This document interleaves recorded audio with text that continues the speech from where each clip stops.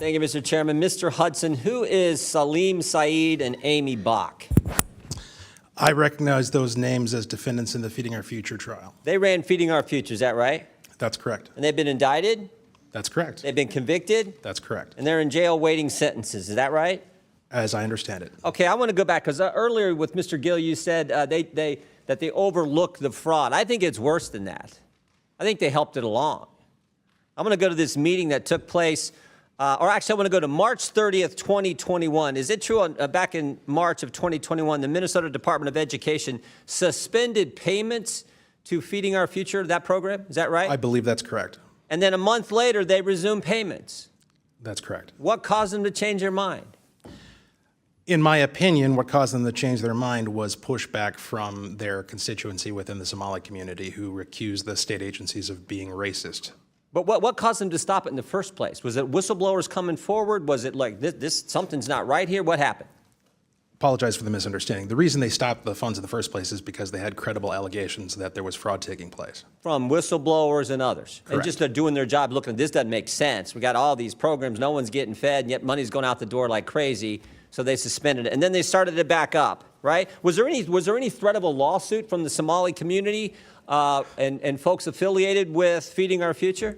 Mr. Jordan, there was more than a threat. They actually did it. They did? And what was the alleged claim in that lawsuit?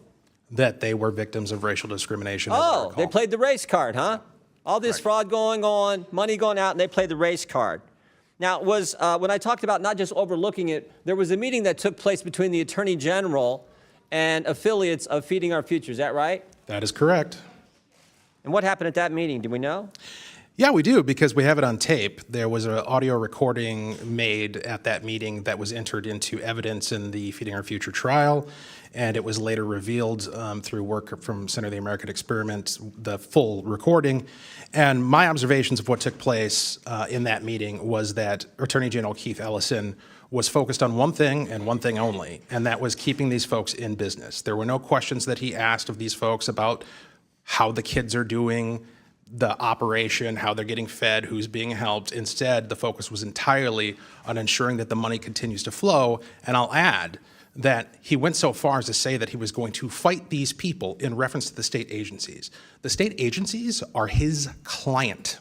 Yeah. And when you said money's going to flow, did money flow to Mr. Ellison's campaign a couple weeks later from some of the folks who were in that meeting? Sure did. How much, do we know how much that was? I do not have that number. So it wasn't just overlooking the fraud. They were actively trying to make sure this program continued, and then they benefited from that politically with contributions to their campaign, all in this same year, all in 2021, when this was all coming to a head. Is that accurate? That is my understanding. And this fraud is much bigger than this, because as I look, it's like 6 different federal agencies. Department of Homeland Security, Health and Human Services, Small Business Association, Housing Urban Development, Department of Labor, Department of Agriculture. In this program and a bunch of others, they were shaking down the entire federal government, it looked like. 6 different federal agencies. I think you pointed out, over the last 15 years. That's correct. And not only are the Democrat administration overlooking it, they're helping it along. They're assisting it. They're going after whistleblowers, as your colleague pointed out, and they're benefiting from all this politically with contribution to their campaign, not to mention the voting issue that you referenced earlier as well. Is that all accurate? I believe so. Oh, now there's more than 6 agencies involved. There's 6 federal agencies that got shaken down, but there's 2 other agencies involved now, the FBI and the DOJ, right? How many people have been indicted now? I do not have that number in front of me, but it's significant. And I don't know how long y'all been in the legislature. We appreciate your work, appreciate what you do. But have you ever seen anything like this in your time in the legislature? I've never seen anything like this in an agency. Ms. Robbins, you're the chair. No, sir, we have never seen anything on this scale. It is unbelievable. As Joe Thompson said, it is breathtaking and cannot be overstated. Yeah, well, God bless you all. Ms. Rankin, or Ms. Rarick, excuse me, I'll give you the last word. Thank you. So I've been there since 2013, and I have been yelled at by Democrats over and over again throughout our time there to say that there is no fraud, this is just made up. Yeah, this is the template. You see this all the time. The left will tell a lie, we're feeding kids, when they're not, when they're just shaking down the taxpayer. The left will tell a lie, the media will report the lie or not report when the truth comes out, and then when you tell the truth, they call you a racist. It's as old as time. We see it all the time. This is so wrong. God bless you all for coming forward and getting the facts to the people in Minnesota, and more importantly, to the people of this great country. I yield back.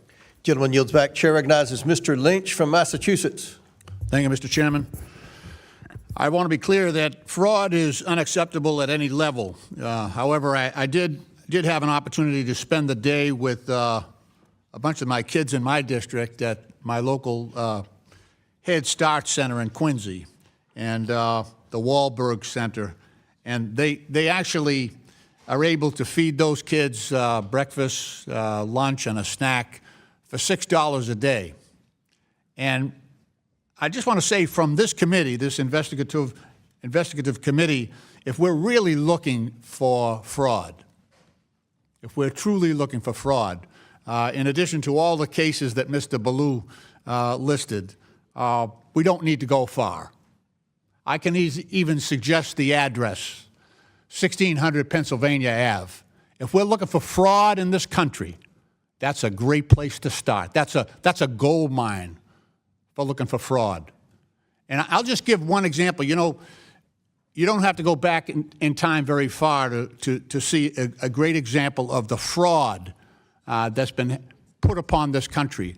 Last month, President Trump put his name on the John F. Kennedy Center for the Performing Arts.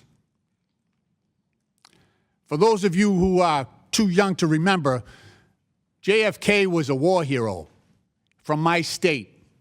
He was an Irish Catholic, first Catholic elected president. Fought a lot of bigotry during his time trying to become president. He actually stood up to the Russians. But he was a war hero, a decorated war hero. He's the only United States president who ever have received the Purple Heart. He also received the Medal of Valor from the Navy and the Marine Corps because during World War II, he was commanding a PT boat, PT 109. His vessel was struck by a destroyer in the South Pacific. And he actually risked his life to save his crew members. And after he was assassinated, LBJ, Lyndon Baines Johnson, his successor, and the United States Congress at that time recognized his service and sacrifice to this country by naming the Performing Arts Center after him. He had raised most of the money to build that center, he and Jacqueline Kennedy. And it is shameful. It is a case of stolen valor for this president to put his name above the name of John F. Kennedy. That is a fraud being perpetrated on this country right now.